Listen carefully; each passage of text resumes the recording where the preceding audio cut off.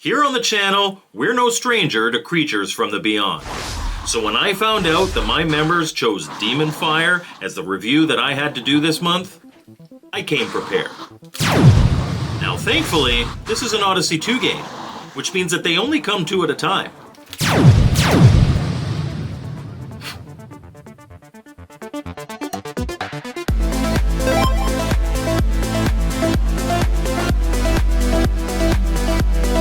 Welcome to Mike's Gaming Gala. I'm Mike, and this week we're looking at Demon Fire for the Odyssey2, published by Cote Gamers. Sadly, this one is no longer in stock, but when available, it came in a clear plastic case inside of a sleeve, with a nice thick manual, mostly filled with background info. The instructions themselves really only take up a single page, 2 mini posters of the box art, and finally, a 3D printed cartridge. It's a pretty good print, and even has Demon Fire printed into it, but of course, it's not fooling anyone into thinking that it's injection molded. Alright, this was the winner of the member vote as the game that I had to review for November. What does Demon Fire have in store for us? Let's find out. Starting up our system, we get the classic select game that the Odyssey2 is famous for. And pressing any number on the keyboard gets us playing, shooting demon invaders right away. Demon Fire is inspired by Demon Attack, which itself was a Magic's version of the arcade game Phoenix. It would be easy to make this just a copy of such iconic games, but it does manage to be its own thing. Here, we're going to play through 4 screens that loop. 3 screens of attackers, followed by a boss screen. All 3 initial screens play the same way. You have 2 attackers, each with 10 health that you need to kill in order to advance. On these screens, at the top of the playfield, we have, from left to right, the amount of lives you have left, the remaining health of both of your attackers, and your score. The first stage has 2 of these guys that kind of look like Alf to me. They move back and forth firing, and while you can get caught here, the only real tough part is getting the bottom guy. Once he's gone, the top enemy is super easy to take care of. Advancing to the next stage, we have Muppets doing jumping jacks.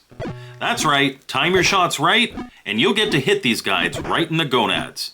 And yes, that still makes me chuckle. I'm super mature. On this screen, the enemies move a little more erratically. But again, once you get to that bottom guy, the top one is a breeze. Then we're to the third stage, where the enemies look like winged demons. These guys shoot more often and seem to have even more staggered movement. But ultimately, the strategy here is the same as the previous 2 screens. Take care of the bottom guy first while avoiding getting shot, then relax and kill the top one. Once we clear this screen, our ship takes off and it's time to fight the Master Demon himself. Now, if you make it here, I hope you still have all your lives. The demon boss is no joke, and frankly, due to a certain game mechanic, losing 1 life here could very well mean you lose all of them. The boss here, on the surface, looks like the standard fare, with a target at the top protected by a rotating shield where you have to shoot up through the gap in order to hurt the demon. Where the difference comes into play is in how the demon fights back. Its hands to either side fire heat-seeking bats, or birds, or whatever. And these are brutal. Yes, they can be dodged sometimes. Yes, they can be shot. But god damn do they make this fight a pain in the ass. And heaven help you if you get hit by one of these things. You see, when you die, your ship crumbles and it doesn't come back until you press up or down on the joystick. A perfectly reasonable game mechanic that allows you to pick the time that you reappear. The problem being, these birds are relentless, so reappearing almost always results in a nearly instant death. A vicious cycle that ended the majority of my games. I tried a variety of strategies here, trying to shoot the bats and dip in to attack the demon, trying to stay on one side in hopes that I only have to deal with bats from one side, And finally, the only strategy I was able to win with was to completely ignore the target and just blast away while dodging the bats as best you can. Provided you're able to not get hit, eventually enough of your shots will make it through to kill the demon, and when you do, you're rewarded with an explosion effect before looping back to the first screen to do it all over again, but at a higher difficulty. Keep playing until you lose all your lives, at which point you can try again. And that's Demon Fire for the Odyssey 2. So what did I think? Well, I've always said that when it comes to the Odyssey 2, it can be a lot of fun if you manage your expectations. And Demon Fire is no exception to that.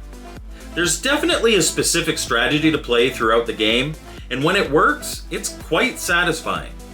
It certainly doesn't have the chaos of most shooters of this type, but it doesn't need it.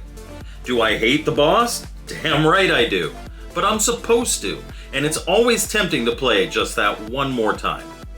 If you're looking for a shooter on the Odyssey 2 and can find this one, I think you'll get some fun out of it.